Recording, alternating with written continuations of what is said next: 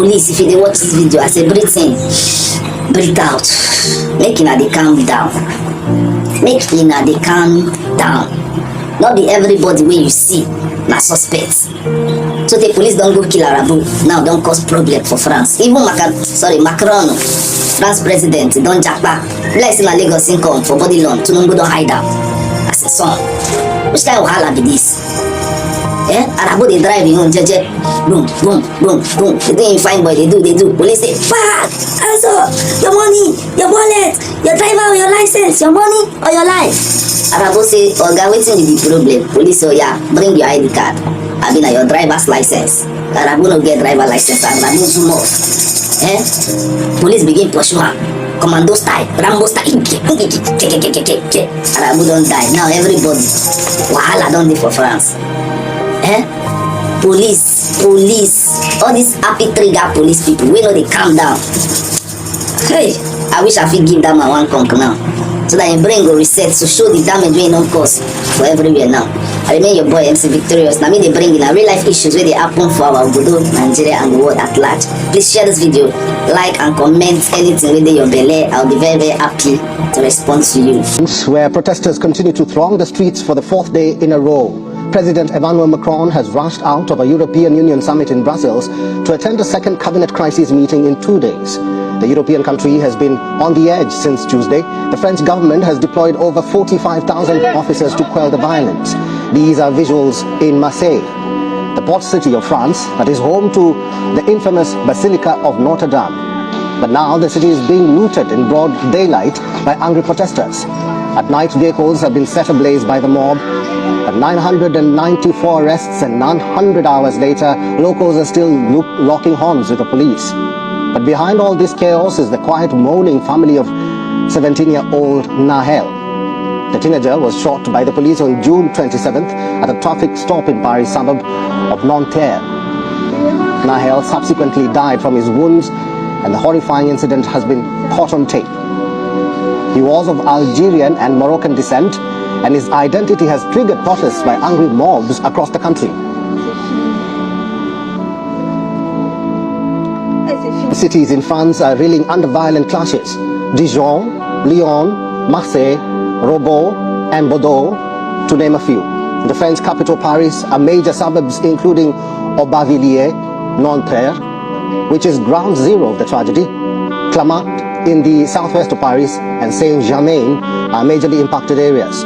The fatal police shooting in France has reignited a long-standing problem of police violence and racism. However, leaders including Macron have denied that there is systemic racism inside French law enforcement agencies.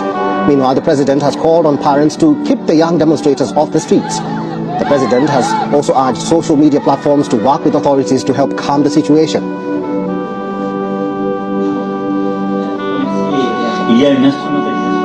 Elijah J. Magnier is a war correspondent and also analyst. He is joining us live from Paris. Elijah, good to see you and welcome to the program.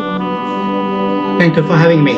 Over 1,300 people have been arrested so far. More injuries are being reported in this protest, but the marginalized community in France is not letting up. What will happen if this unrest doesn't settle down and the issue on over-policing in marginalized communities is not addressed?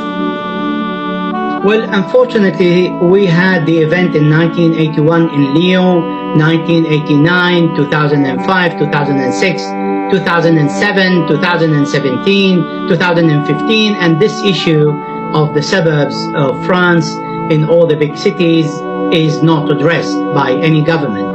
Now, the problem in France is France is pretend to have republic values, and these republic values of equality, liberty, freedom, and fraternity are not applied equally to every French citizen. As I have heard in your presentation, these people are French citizens, regardless where do they come from, or their parents or their grandparents come from. They hold the French nationality, and they have the right, as every single French citizen, with fair skin. It is not up to the police to behave with people with darker skin, or with African dissident, or with Arab dissident, or any other country, because they hold the French nationality. And even if they don't, Europe has value, needs to abide by it.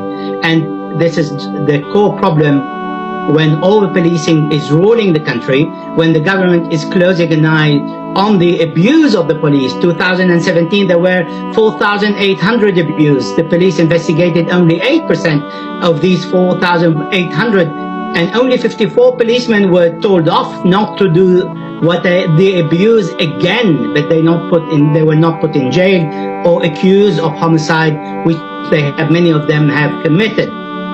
Elijah, let me ask you this. The unrest prompted a crisis response from French President Emmanuel Macron, who held an emergency meeting with ministers as he attempts to bridge divisions and unite the country in his second term.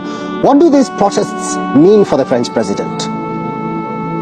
Well, the French president, first of all, has been elected by 23% of the population in the first term.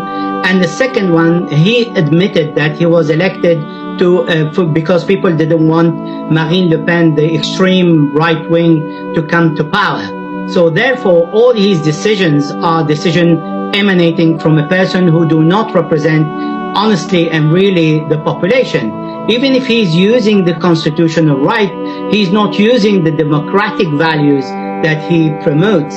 Also, he's just saying that I want to control the country. Now, it is true when rioters go out of control and start looting the shops, burn schools, hospitals, and other buildings, this is not right. However, it is also not right for the far-right party leader, Sébastien Chenu, to say if Algeria is worried about its nationals in France, they can take them back.